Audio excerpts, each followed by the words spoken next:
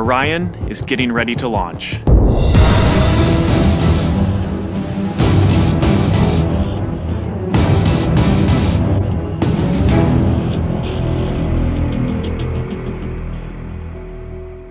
My name is Kelly Smith, and I work on navigation and guidance for Orion. Orion is NASA's next-generation spacecraft. Built with versatility in mind, it can take astronauts deeper into space than we've ever gone before, to an asteroid or even onto Mars.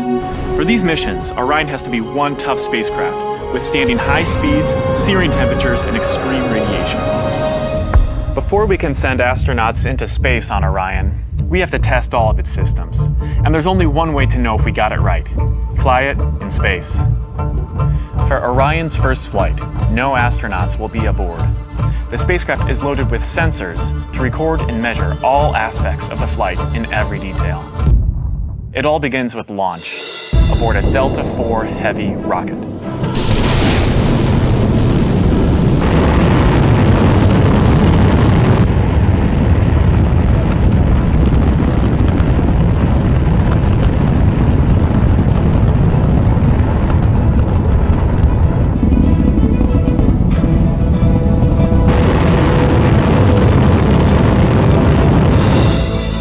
As it punches into Earth orbit, Orion will jettison its launch abort system.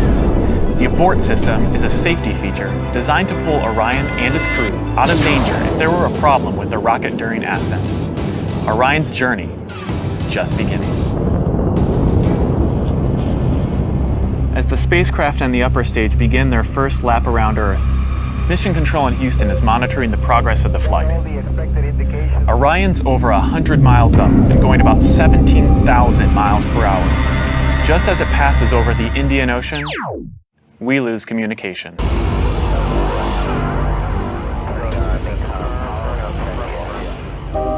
This is expected. The communications link we have through satellites to Orion is momentarily lost, but Orion continues to receive and process data. Its computers can handle 480 million instructions per second. Imagine you are traveling with Orion as the flight test continues. One orbit completed. Time to go. The upper stage of the rocket fires again. Like the setup for a roller coaster ride, this is the big climb we've been waiting for. We are headed 3,600 miles above Earth. 15 times higher from the planet than the International Space Station. As we get further away from Earth, we'll pass through the Van Allen belts, an area of dangerous radiation. Radiation like this could harm the guidance systems, onboard computers, or other electronics on Orion.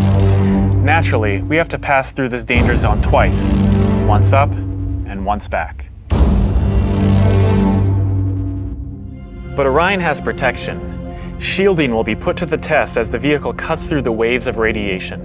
Sensors aboard will record radiation levels for scientists to study.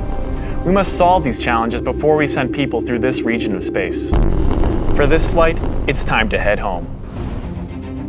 The upper stage of the rocket triggers separation. Orion's jets fire to turn it into the proper position to re-enter Earth's atmosphere. No matter what happens now, we're coming in. 75 miles above Earth, the spacecraft enters the atmosphere. Things happen quickly. We're now traveling more than 20,000 miles per hour. Air particles pushed out of the way heat up. An envelope of hot plasma surrounds the vehicle as it plummets towards Earth. The plasma reaches temperatures of 4,000 degrees Fahrenheit, almost twice as hot as molten lava. This may be the most dangerous part of the flight. Mission Control is monitoring all the data from the spacecraft, and then we lose communication again. No data can penetrate the plasma. Orion is on its own. Orion is inside a fireball. Onboard systems ignite jets to keep the ship pointed correctly, so the specially constructed heat shield takes the full brunt of the inferno. This is the largest heat shield of its kind ever made. Orion's computers command the spacecraft to bank like an airplane, keeping a precise path to the landing site. Even though we've slowed from 20,000 miles per hour to about 300 miles per hour, we're still traveling amazingly fast. We must slow down to safely land in the ocean. Luckily, we have parachutes. Specially designed for Orion, the parachutes help us hit the brakes, but not too quickly. One day people will be aboard, so deceleration must happen in stages to keep things comfortable for the crew. The forward bay cover jettisons.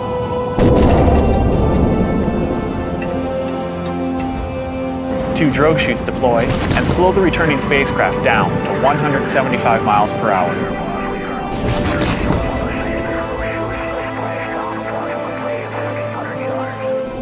Then, the three main parachutes open.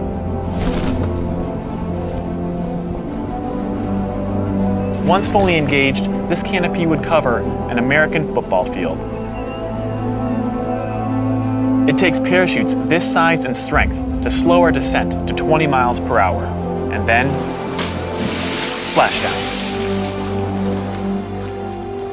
For this first flight, we won't have astronauts inside, but we still have some very precious cargo. The flight data from this mission is stored inside the Orion spacecraft. While our flight might be over, there is still a lot of work to do. Onboard sensors recorded every detail, from launch to flying in space, to re-entry to landing.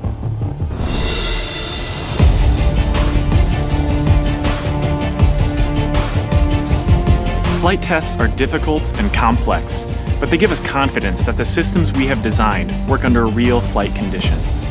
It's great to be a part of this first space flight for Orion, and we're looking forward to beginning a new chapter in human space exploration.